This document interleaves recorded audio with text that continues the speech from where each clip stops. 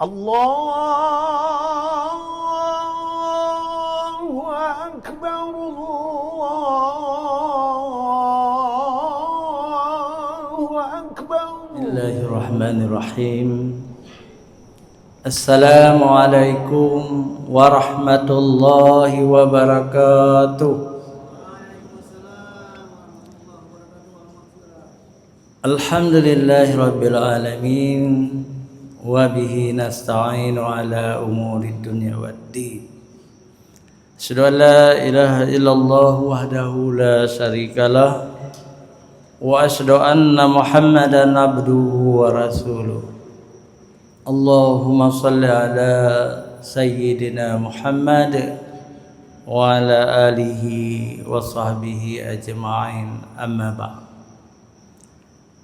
Puji syukur kita panjatkan kehadirat Allah, pencipta semesta alam. Allah tempat kita meminta pertolongan, baik urusan dunia maupun urusan akhirat kita. Selawat teriring salam kepada baginda Rasulullah Muhammad sallallahu alaihi wasallam beserta keluarga dan sahabat beliau sekalian. Hadirin wal hadirat yang dimuliakan Allah, guru-guru kami yang hadir di subuh yang mulia ini, juga tamu-tamu kami dari Jakarta, Bandung, Medan, mungkin juga dari negara tetangga kita, dari Malaysia. Selamat datang di Banda Aceh. Ada Pak Bambang dari Asuransi Syariah, ketemu tadi. Selamat datang di Banda Aceh. Juga pagi ini ada Pak Safwan Yusuf, koordinator BBC. Juga ada Pupun, koordinator pemuda subuh, dan lain-lain. Jadi alhamdulillah memang ramai pagi ini. Kalau kita bandingkan dengan hari Kamis yang lalu, hujan. Hadirin wal hadirat yang dirahmati Allah, walaupun kita sudah tahu semua, tapi saya ingin mengucapkan juga salam duka cita. Inna lillahi wa inna ilaihi raji'un. Kita milik Allah dan kembali kepada Allah. Tentang meninggal dunianya seorang tokoh kita, muadzin kita, imam juga. Beliau imam besar di masjidnya di SIM, Dr. Haji Jailani Mahmud. Kalau nggak salah sudah 4 hari ini, ya. Beliau makhluk langka.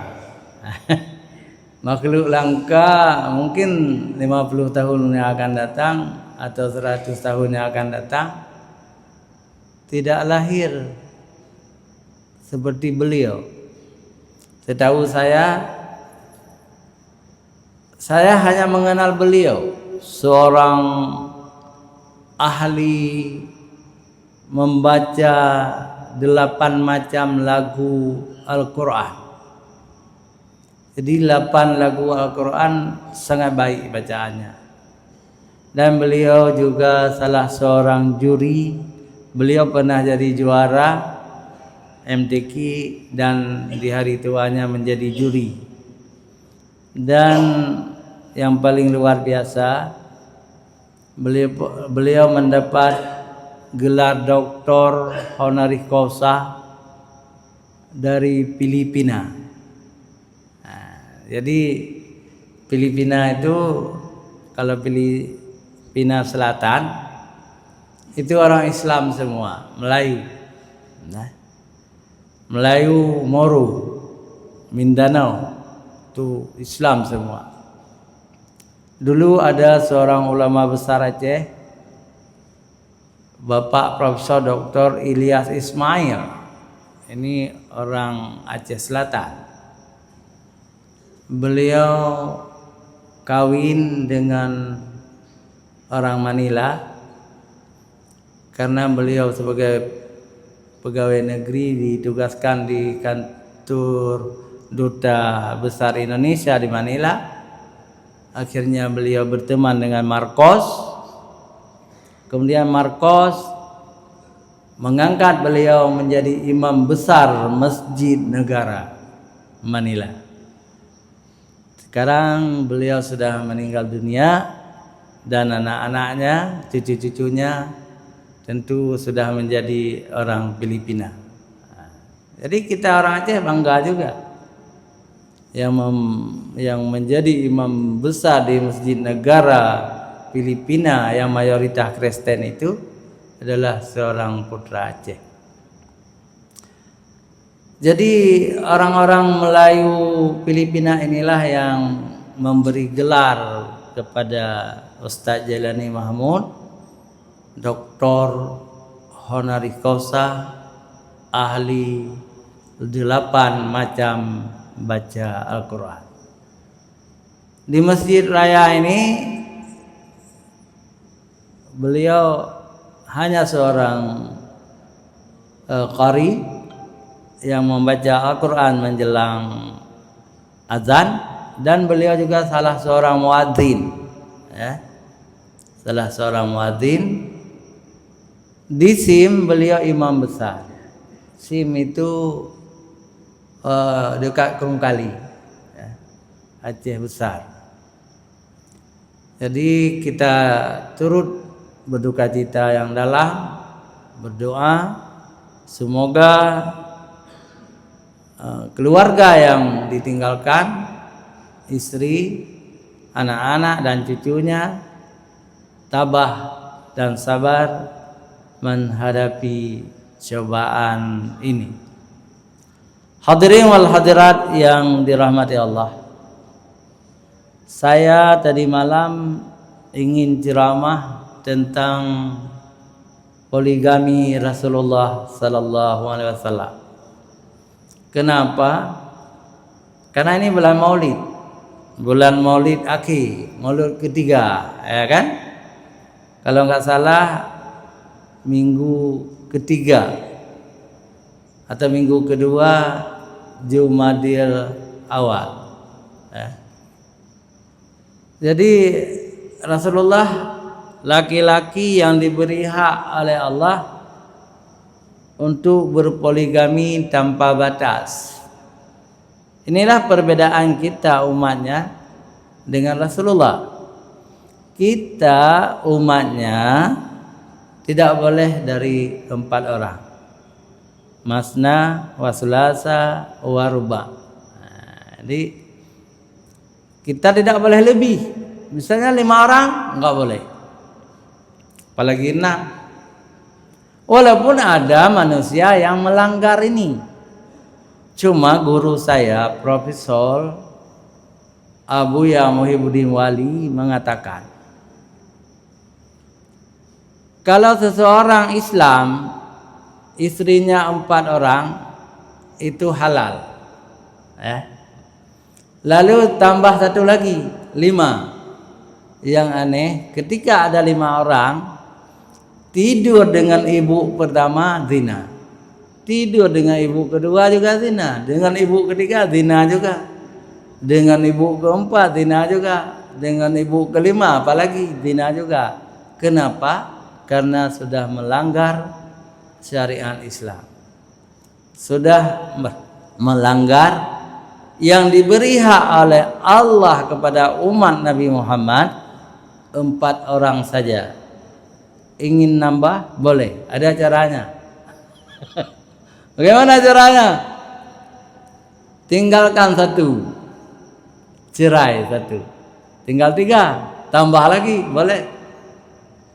Malah kalau hukum fikih kadang-kadang boleh kita katakan kejam sekali laki-laki itu kan. Misalnya gini, hari ini kita cerai 4-4, dan hari ini juga kita kawin yang baru 4. itu halal. Cuma hana aja nah, tidak menghargai perempuan. Jadi seharusnya perempuan juga harus dihargai hak-hak mereka.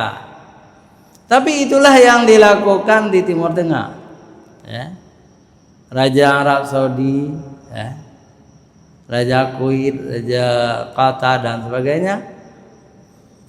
Hari ini mereka cerai 4-4 dan kawin 4-4 lagi. Untuk apa mereka lakukan seperti itu? Supaya banyak anak, banyak keturunan. Dengan banyak anak, banyak keturunan, kerajaannya kuat.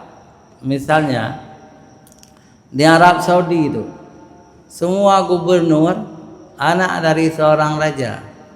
Gubernur Mekah, Madinah, gubernur Riyadh, gubernur Jeddah, gubernur lain-lain. Itu satu ayah semua mereka itu. Menteri-menteri juga mereka. Maka Raja Abdul Aziz itu sangat banyak anaknya.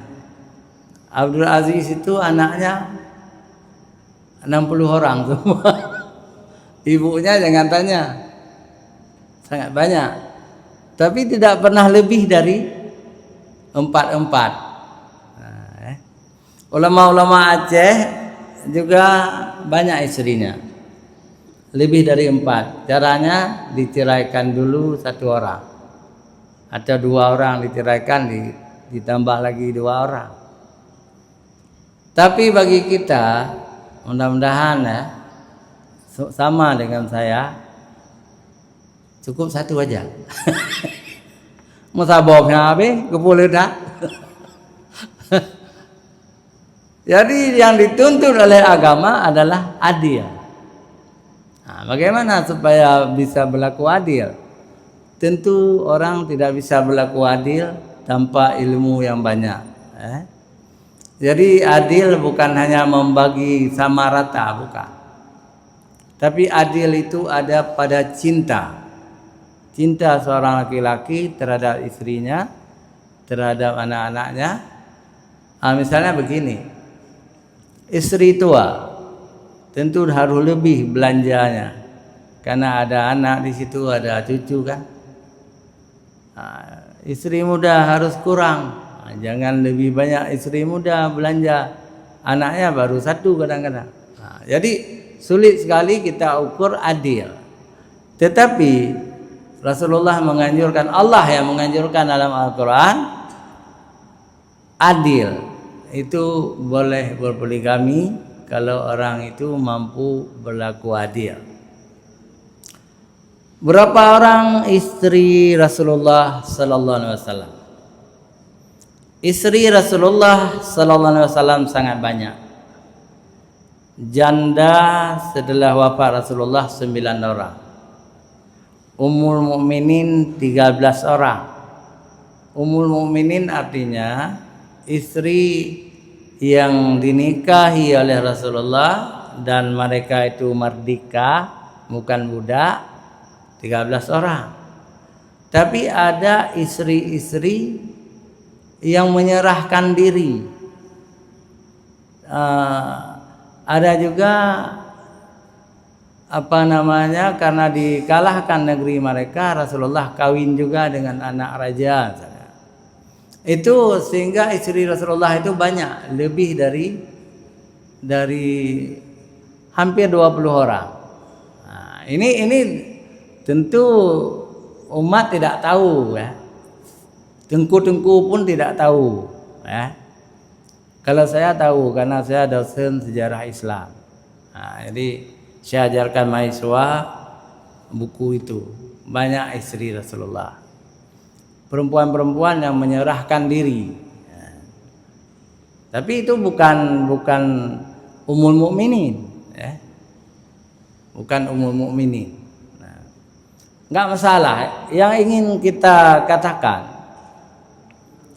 Rasulullah kawin banyak itu kemudian.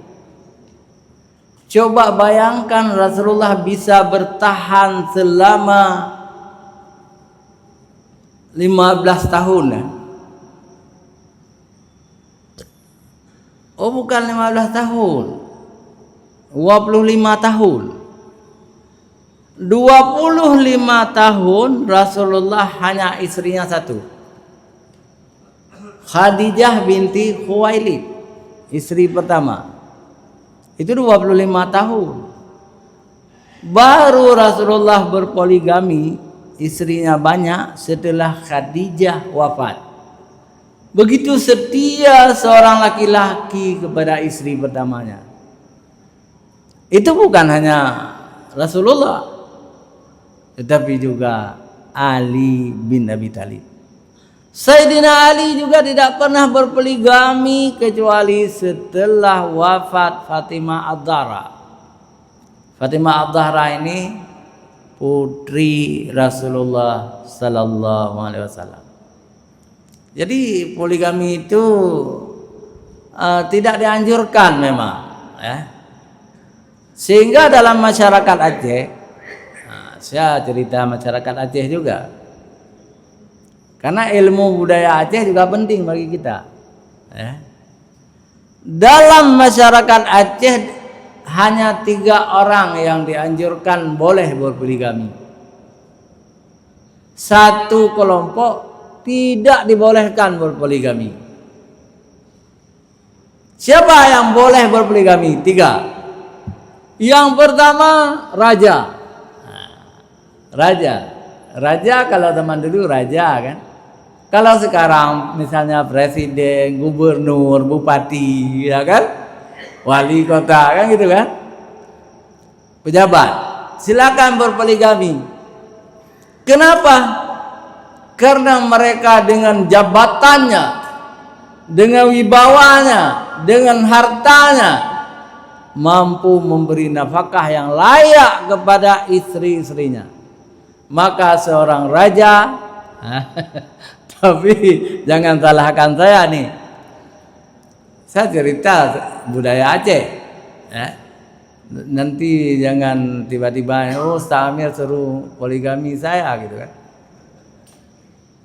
Yang jelas orang kaya ini raja maksudnya, jadi gubernur, wakil gubernur, bupati, ya, wali kota yang agama, wali kota.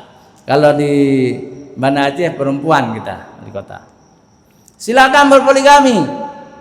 Itu satu. Yang kedua yang boleh berpoligami adalah, kalau tadi bangsa raja, sekarang agnia, orang kaya. Orang kaya silakan berpoligami, tidak masalah karena hartanya banyak, jadi bisa ditutupi kecemburuan, nafkah bisa dibagi-bagi, dibeli mobil, dibuat rumah, 4 istri, 4 buah rumah, 4 buah mobil baru, enggak masalah. Orang kaya, agnia. Yang ketiga boleh berpoligami. Siapa? Ulama.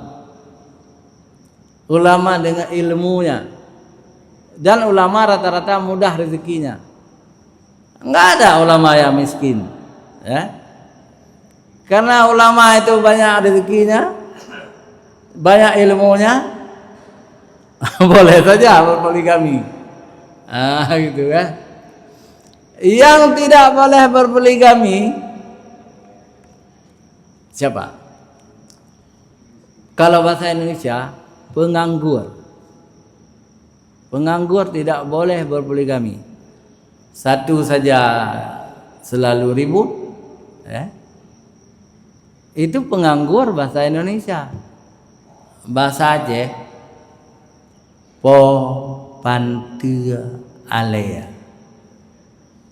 Pernah dengar? Po pantia alea. Itu penganggur. Po pantia gaduh, pak pantia jaga tapi nah. Anak buat penganggur main cabang anak. Po pantia alea. Alea nyan porno. Gaduh beli alea nama pantia jaga. Truk ini hana angkai rumah, hana beri rumah, pagi di kekur. Maka penganggur dalam masyarakat Aceh dianjurkan untuk tidak berpoligami. Hadirin wal hadirat yang dirahmati Allah, sedikit lagi Rasulullah berpoligami dengan tujuan mulia. Misalnya Rasulullah berpoligami dengan Aisyah, ya. Yang pertama itu perintah Allah. Perintah Allah. Karena Aisyah diberi EQ yang tinggi. Penghafal hadis-hadis Rasulullah. Lebih 5.000 hadis di luar kepala dihafal oleh Aisyah. Luar biasa.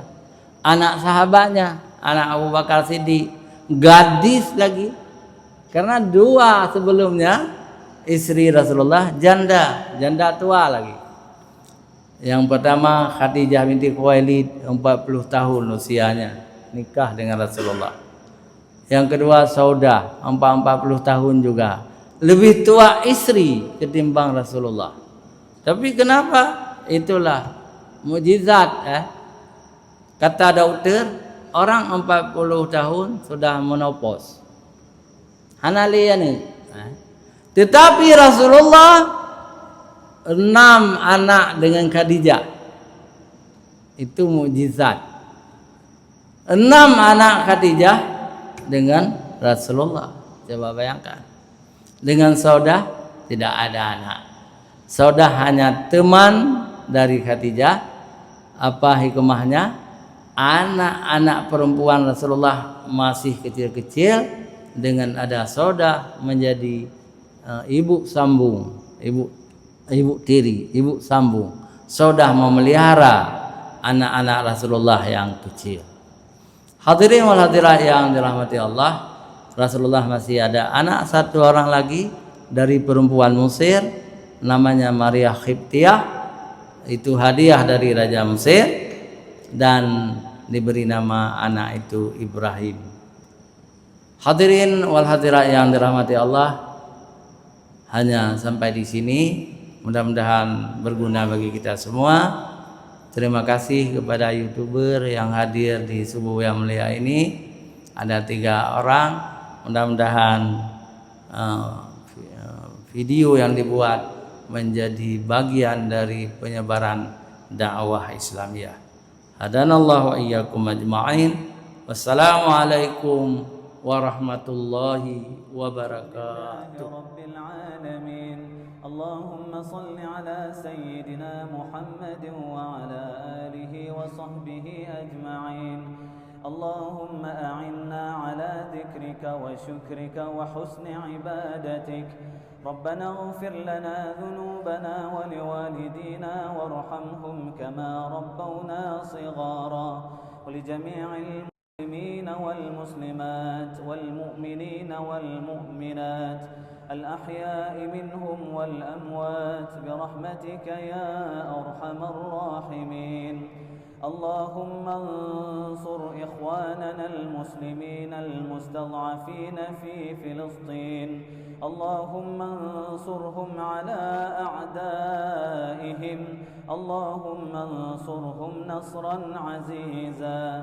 اللهم أعز الإسلام والمسلمين وأهلك الكفرة والمشركين ودمر أعداءك أعداء الدين واجمع كلمة المسلمين على الحق يا رب العالمين. ربنا آتنا في الدنيا حسنة وفي الآخرة حسنة وقنا عذاب النار. وصلى الله على سيدنا محمد وعلى آله وصحبه وبارك وسلم والحمد لله رب العالمين. الفاتحة. ورحمة الله. أعوذ بالله من الشيطان الرجيم. بسم الله الرحمن الرحيم. الحمد لله رب العالمين الرحمن الرحيم يوم الدين. إياك نعبد وإياك نستعين. اهدنا الصراط المستقيم صراط الذين أنعمت عليهم غير المغضوب عليهم ولا الضالين آمين يا رب العالمين. صلى الله على سيدنا محمد صلى الله عليه وسلم. Terima kasih Gibraltar. صلى Gibraltar. الله Terima kasih.